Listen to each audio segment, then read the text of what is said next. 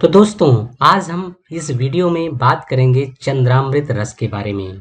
दोस्तों, इस दवा के बारे में हम आपको पूरी जानकारी देंगे। दोस्तों, इसके क्या लाभ हैं, क्या उपयोग करने का तरीका है और क्या इसके साइड इफ़ेक्ट्स होते हैं, कितनी खुराक लेनी है और इस्तेमाल करने का क्या तरीका होता है, नुकसान, दुष्प्रभाव यानी साइड इफ़ेक्ट के बारे में भी बताएंगे। दोस्तों, इससे संबंधित क्या चेतावनी है इसके बारे में भी आपको बताएंगे। तो दोस्तों, इस वीडियो में बने रहिए। तो दोस्तों, इस दवा को आप किसी भी मेडिकल स्टोर से ले सकते हैं। ये दवा बिना डॉक्टर के पर्चे पे मिलने वाली आयुर्वेदिक दवा है। हालांकि ये ऑनलाइन भी उपलब्ध है। ऑनलाइन यदि आप इसको परचेज करना चाहते हैं तो उसका लिंक हमने नीचे डिस्क्रिप्शन में दे दिया है, वहां से आप इसको परचेज भी कर सकते हैं। तो आइए सबसे पहले बात करते हैं कि इसमें कौन कौन सी सामग्री पड़ी हुई है, यानी क्या इंग्रेडिएंट्स हैं इस चंद्रामृत रस में।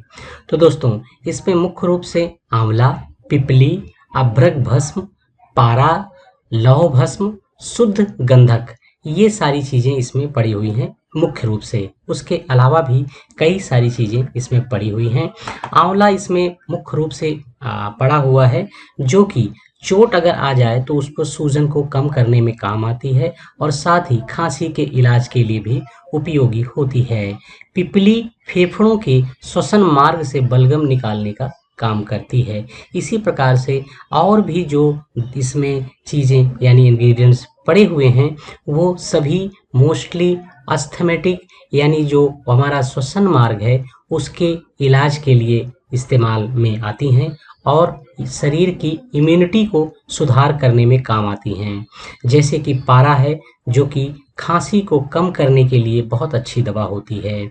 लौह भस्म बैक्टीरिया को बढ़ने से रोकने या खत्म करने में काम आती है। इसी प्रकार शुद्ध गंधक शरीर में संक्रमण और वायरस को बढ़ने से रोकने में काम आती है और बैक्टीरिया को भी नहीं फैलने देता है शरीर में। तो दोस्तों, चंद्रामृत रस को मुख्य रूप से खांसी के इलाज में उपयोग में लाया जाता है।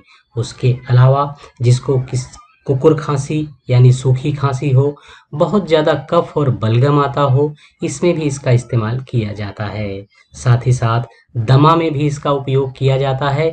जिसको दमे की समस्या हो गई है वो इस दवा को ले सकते हैं, लेकिन किसी आयुर्वेदाचार्य यानी डॉक्टर की सलाह के बाद ही लें।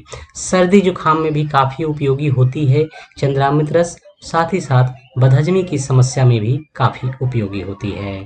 तो दोस्तों, आइए हम अब जान लेते हैं कि इस दवा की खुराक क्या होनी चाहिए, यानी कि इसको किस प्रकार से लेना चाहिए। दोस्तों, याद रखें कि हर रोगी और उनका मामला अलग अलग हो सकता है, इसलिए रोग, दवाई देने के तरीके और रोगी की आयु और रोगी का चिकित्सा का जो हिस्ट्री है, इस पर ये निर्भर करेगा कि आपको किस प्रकार से ये दवा लेनी है।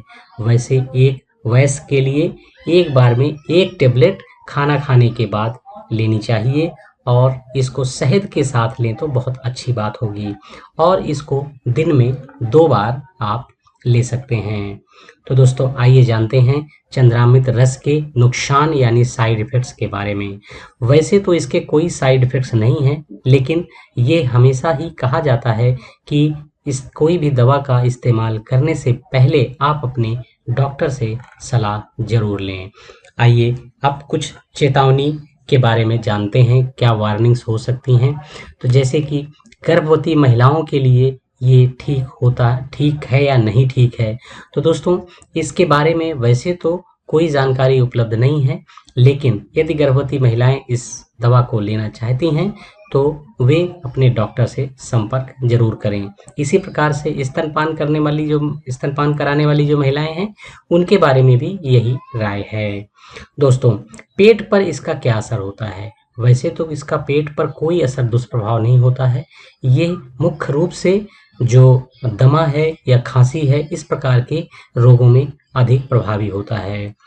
तो दोस्तों, बच्चों के लिए ये दवा ठीक है या नहीं ठीक है, इस बारे में कोई रिसर्च नहीं है। इसलिए अगर बच्चों को ये आप दवा देना चाहते हैं तो सबसे पहले अपने डॉक्टर से ज़रूर संपर्क कर लें। एक और सवाल इसके बारे में होता है कि क्या इस दवा को लेने के बाद इसकी आदत तो नहीं पड़ जाएगी? तो दोस्तों इसकी आदत नहीं पड़ती है। साथ ही साथ ये भी बता दें कि ये शरीर को सुस्ती यानी ड्राउजीनेस जिसे बोलते हैं, वो भी नहीं करती है। तो आप यदि गाड़ी चलाना चाहें तो आप इसको लेने के बाद गाड़ी चला सकते हैं। तो दोस्तों ये जानकारी आपको चंद्रामृत रस के बारे में हमने आपको बताई। तो दोस्तों ये जानकारी कैसी रही? आप हमें कमेंट बॉक्स में लिखकर ज़रूर बताएं। धन्यवाद।